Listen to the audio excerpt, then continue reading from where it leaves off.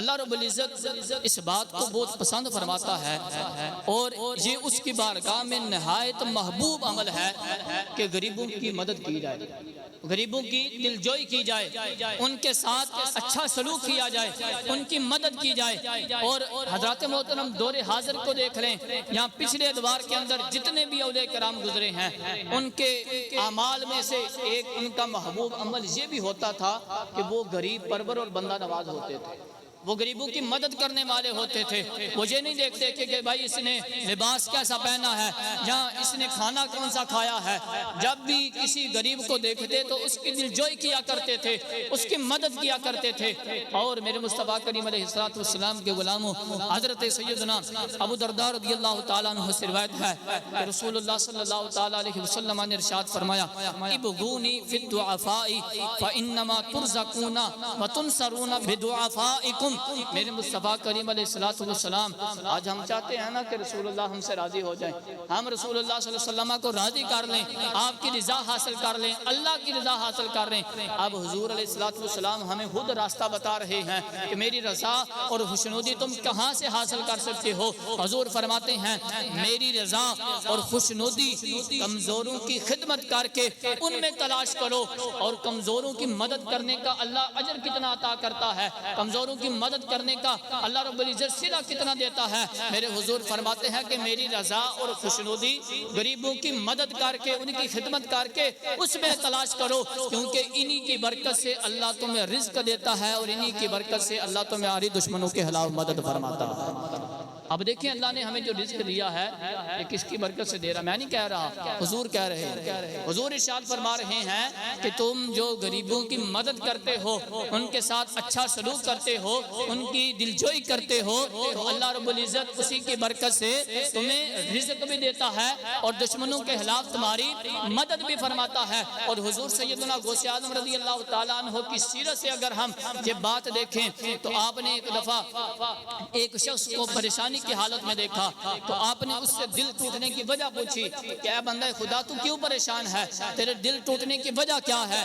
اس نے کہا کہ حضور آج میرا دریا کے کنارے جانا ہوا اور میں نے دریا کے دوسرے کنارے جانا تھا، دوسری طرف جانا تھا، تو میں نے کشتی بان سے ملاح سے کہا کہ مجھے دریا کے دوسرے کنارے تک پہنچا دو، لیکن میرے پاس کرایہ نہیں تھا، اس نے انکار کر دیا۔ تو حضور اس وجہ سے میرا دل ٹوٹ گیا، کمزوری کی وجہ سے، غریبی کی وجہ سے میں پریشان ہو گیا۔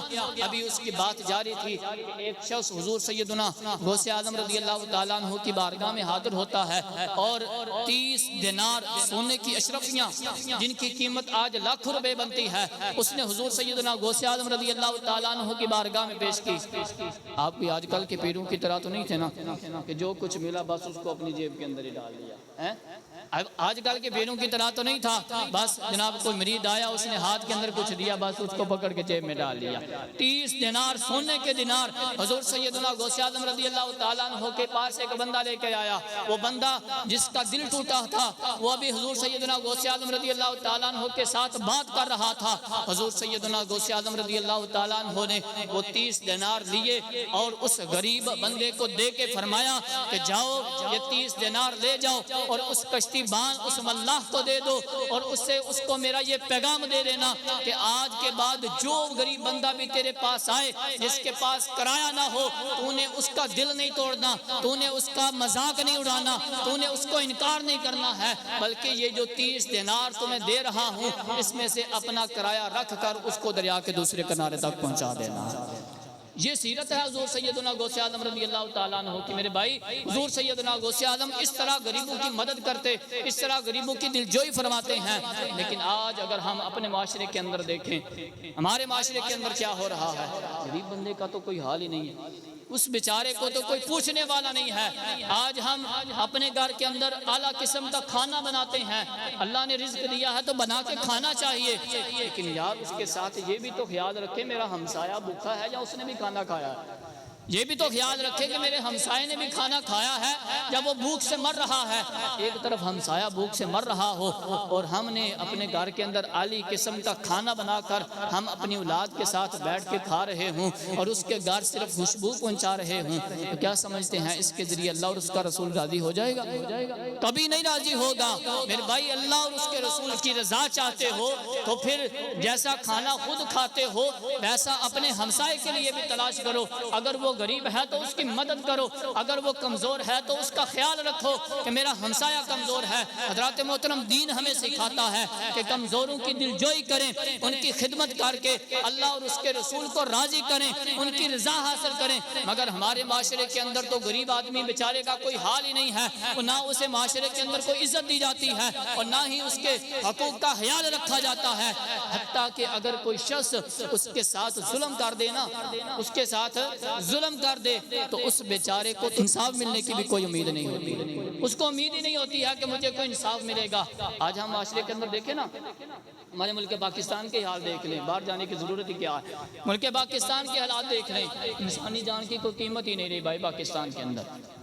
ایسے راستے میں گزرتا ہوا کوئی انسان کسی کو مار کے چلا جاتا ہے، کسی غریب آدمی کو مار کے چلا جاتا ہے، اس کو کوئی پوچھنے والا ہی نہیں ہوتا. پچھلے دنوں کے اندر میں نے سوشل میڈیا کے اوپر ایک ویڈیو دیکھی، ایک کمزور مزدور آدمی تھا تو وہ کسی گھر کے اندر پینٹ کر رہا تھا تو اس سے تھوڑی سی اونچی نیچے ہو گئی، غلطی ہو گئی تو گھر کا جو مالک تھا وہ اندر گیا، اندر سے پستول لا کر اس کو سیدھی گولیاں مار کے اس کو شہید کر دیا. اب دیکھیں یار اتنی انسانی جان کی قیمت کم ہو گئی کہ ایک مزدور بندہ ہے، کمزور ہے نا، تو وہ اندر سے گیا، تھوڑی سی غلطی ہوگی، انسان ہے، انسان سے غلطی ہو جاتی ہے. درگزر کرنے والے بنے میرے بھائی، انسان سے غلطی ہو جائے تو درگزر کرنے والے بن جائیں. اب وہ اندر گیا، اندر جا کے اس نے پستول نکالی اور آ کے اس کو گولیاں مار دی. یار کیا وہ کسی ماں کا بیٹا نہیں تھا؟ کیا اس کے گھر والے نہیں تھے؟ کیا اس کی بہنیں نہیں تھی؟ کیا اس کی ماں نہیں تھی؟ کیا اس کا باپ نہیں تھا؟ ہو سکتا ہے اس کے بیوی بچے بھی ہوں. اس کو بھیجا تھا کہ جاؤ روزی تلاش کر کے لاؤ.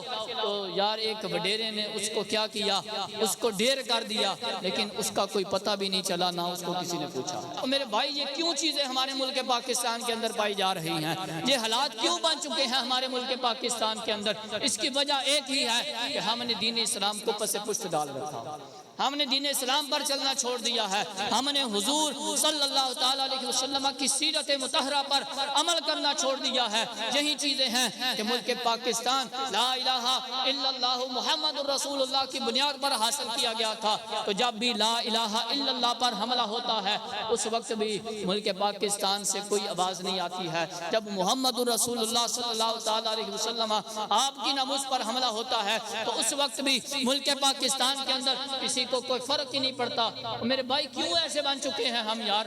کیوں ہم نے دین اسلام کو پس پشت ڈال رکھا ہے؟ کیوں ہم نے دین اسلام پہ چلنا چھوڑ دیا ہے؟ میرے بھائی دین اسلام وہ دین ہے، صحابہ سے پوچھیں اس کی قدر کتنی ہے کہ جنہوں نے حضور علیہ السلام کے ساتھ مل کر جہاد کر کے اور اپنی جانوں کے نذرانے پیش کر کے اپنا سب کچھ قربان کر کے اس دین اسلام کو حاصل کیا تھا. ان سے پوچھے دین اسلام کی قدر کتنی ہے، دین اسلام کتنی مشکلوں کے بعد حاصل ہوا تھا. حضرت سیدنا ابوبکر صدیق رضی اللہ تعالیٰ عنہ، آپ نے سنا بھی ہوگا، پڑھا بھی ہوگا افراد نے کہ حضرت ابوبکر صدیق رضی اللہ تعالیٰ عنہ آپ نہایت شفیق تھے، رحم دل تھے. آپ نے کبھی جلال کے اندر آ کے کوئی بات نہیں کی تھی، آپ ہمیشہ رحم دلی سے بات کرتے، شفقت کے ساتھ پیش آتے تھے.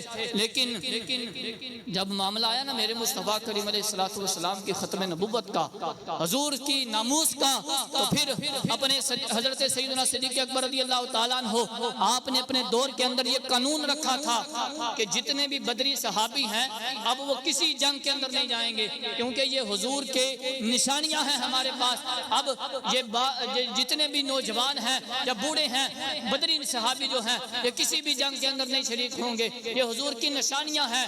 لیکن جب حضور علیہ السلام کی ناموس کی باری آئی، جب مسلمہ کذاب نے نبوت کا جھوٹا دعویٰ کیا تو سیدنا صدیق اکبر رضی اللہ تعالیٰ عنہ آپ بھی جلال کے اندر آگے. آپ نے ارشاد فرمایا نہ کوئی بدری اندر رہے گا، نہ کوئی بچہ اندر رہے گا، نہ کوئی بوڑھا اندر رہے گا، نہ کوئی عورت اندر رہے گی، کیونکہ اب معاملہ میری عزت کا نہیں ہے، اب معاملہ دین اسلام کا نہیں ہے، اب معاملہ میرے مصطفیٰ کریم کی ختم نبوت کا آ گیا. اس وقت پھر آپ نے ارشاد فرمایا اب سارے نکلیں گے، بدری بھی نکلیں گے اور جو غیر بدری ہیں وہ بھی نکلیں گے، بچے بھی بوڑھے بھی سارے نکل کے اب ہم حضور کی ختم نبوت کی حفاظت کریں گے۔ تو حضرات محترم صحابہ کی سیرت سے ہمیں یہی سبق ملتا ہے کہ انہوں نے بھی حضور علیہ السلام کی ختم نبوت کے اوپر کوئی کمپرومائز نہیں کیا، اپنی جان جو ہے وہ نذرانہ پیش کر دیا، اپنے ٹکڑے ٹکڑے کروا دیے، لیکن دین اسلام کے اوپر آنچ تک نہیں آنے دیا۔ لیکن آج ہمارے ملک پاکستان کے کیا حالات بن چکے ہیں، ادھر کوئی بات ہوتی ہے یا بیرون ملک کے اندر کوئی بات کرتا ہے نا تو پاکستان کے اندر سے پتہ کیا آواز آتی ہے، اوے بھائیو اپنے ملک لگے نے لگے رہن سانوں کی لگے۔ یار آپ صرف نام کے مسلمان ہو، آپ نے صرف نام کا کلمہ پڑھا ہے، کل اللہ اور اس کے رسول کے سامنے پیش ہونا کہ نہیں ہونا؟ بولے تو صحیح نا، سب بولے نا، اللہ اور اس کے رسول کے سامنے پیش ہونا ہے نا، سب نے پیش ہونا ہے کسی کو شک تو نہیں ہونا، سب نے ہونا ہے، یہ مرنا ہے ایک دن، آنکھیں بند ہو جانی ہے میرے بھائی، یہ سب کچھ ادھر ہی رہ جانا ہے، کام صرف اور صرف میرے اور آپ کے اعمال ہی کام آنے والے ہیں۔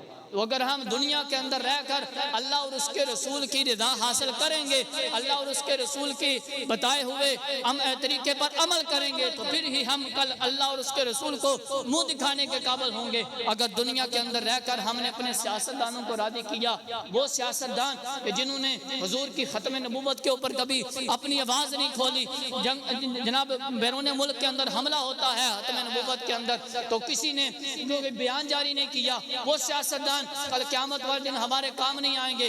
اگر کام آئیں گے تو صرف اللہ اور اس کا رسول ہی قیامت والے دن کام آنے والا ہے۔